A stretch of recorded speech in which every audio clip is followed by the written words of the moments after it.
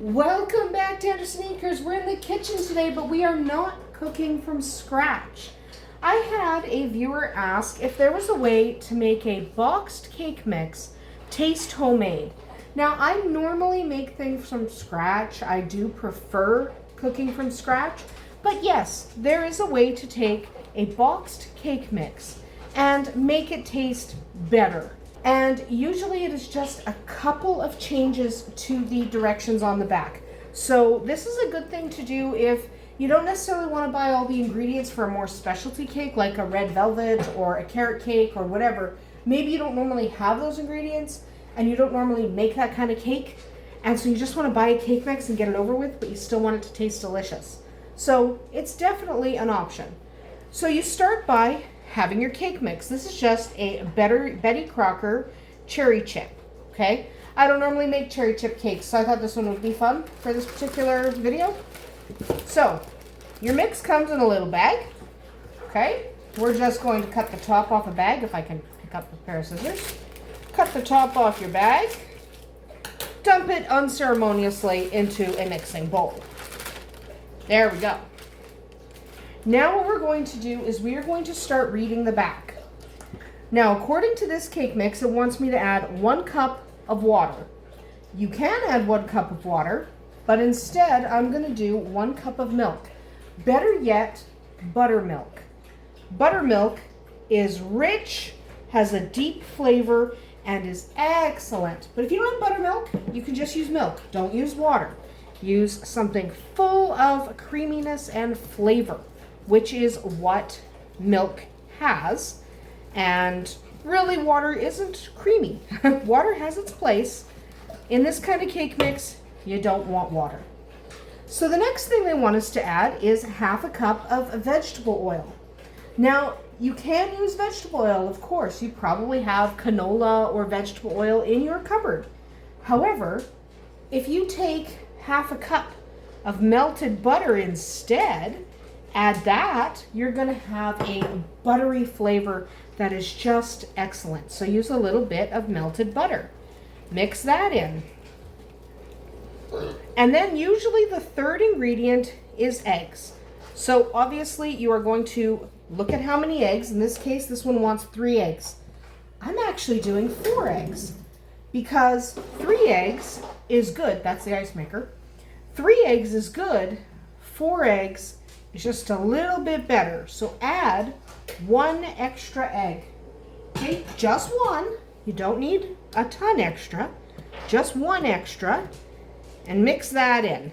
Now you have a creamy and delicious batter. And mix well. Mix all of that right in. Okay? Hopefully your chickens are laying. If they're not, you might have had to use store-bought eggs, and that's annoying, especially right now. So, that is our batter. Now we are going to follow the package directions for how to cook it. So I'm using a glass pan, which I have prepared so that it's not going to stick. You can prepare your pan with butter, with cooking spray, with parchment paper, however you normally prepare your pan so that your cakes don't stick. You can just do that. So we are going to take that. We're going to follow the directions on the back of the box, and in this case it says 350 for a glass pan. So I've preheated my oven to 350, and now we're just going to pour this in. Okay? Just pour all of this in. It's really, really simple. A couple of little changes, and you're going to have a delicious and moist cake that people will think was homemade. Technically, it is homemade. There's nothing wrong with using a boxed cake mix, if that's what you want to do. I prefer making it from scratch because I like the process. Not everybody does, and that's fine. But this way, a couple of little changes, and you will be amazed at the difference. So just make sure your batter is fairly even, nice and even. The next thing you want to do, the box never tells you to do this, but you should. What you want to do is you want to tap, okay? Tap and shake because you want to get the air bubbles out. As you tap and shake, you'll notice there's air bubbles that come and start popping to the top. You want those out of your cake batter. Okay, so vibration does it. Vibration does it. You want to give that a shake. See, I've got air bubbles coming up. Give that a shake, give it some taps. You want to vibrate the air bubbles out, because that's why you end up with big air bubbles inside your cakes, is because you don't get the air bubbles to the surface. See, a couple of them just popped. So you do that till you don't have any more air bubbles. And we have preheated our oven to 350 like the package direction says. And for a cake this size, it wants me to do it for 28 to 33 minutes. I split the difference and check then.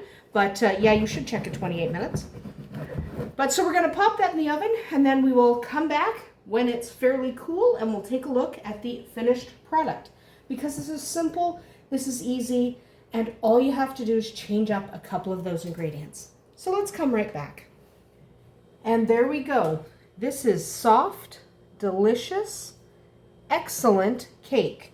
It tastes great, it feels great, you'll absolutely delight everyone, and it really is just a box cake. We just modified a couple of ingredients. And even though I prefer baking from scratch, this is a viable option. One, if you have these mixes in your cupboard anyway, or two, if you're making a specialty cake that you don't want to buy the ingredients for, or even if you just don't really like making cake from scratch. That's okay too. Do what you want to do. But this is just an easy way to modify a boxed cake recipe so that it tastes so much better. That's about it for us here tonight at Andersen Acres. We'll see you tomorrow.